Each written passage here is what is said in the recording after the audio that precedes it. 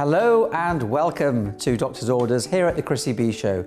I'm Dr. Rob Hicks. Today we're going to be talking about rosacea.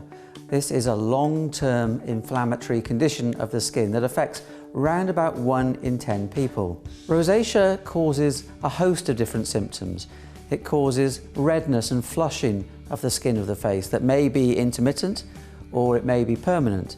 It also causes small blood vessels to be visible beneath the skin, and it causes bumps and pimples on the skin of the face. Some of the other symptoms that it can cause are a discomfort of the skin, so the skin may feel itchy, it may feel like it's stinging or burning, and the skin may appear dry and flaky.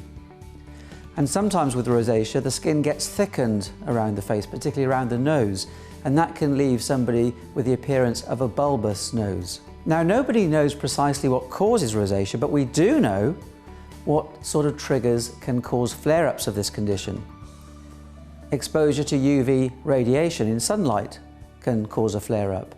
Changes in weather temperature, caffeine, spicy foods, alcohol, and, as in many health conditions, stress is a major trigger for a lot of people. Although we can't cure this condition, thankfully there are lots of things that we can do to help people.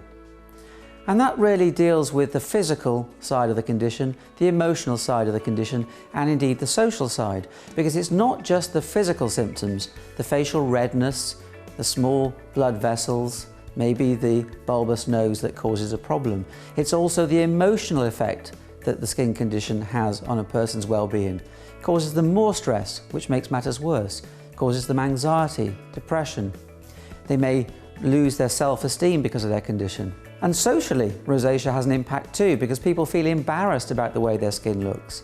They feel very, very self-conscious, and in turn, this may mean that they actually avoid social situations and become very isolated. So some of the things that we can do to help somebody with rosacea, the first thing is not to stare at their face. They're self-conscious enough about the way that they look, so us staring would only make matters worse, so don't do that. The other thing is to learn the facts about rosacea. All too often you'll hear people say, oh, that person with a reddened face and a bulbous nose, they must be an alcoholic. That's not the case, far from it. Many people with rosacea don't drink alcohol because they know that it triggers their symptoms. So be sensitive to people with rosacea and indeed all skin conditions. So there are a number of treatments around to keep this condition under control. One is to keep a symptom diary to try and identify, well, what specific triggers set off your rosacea, and then you know what you need to avoid as best you can. Makeup is useful for covering up the skin so that people can't see the redness and can't see the lumps and bumps.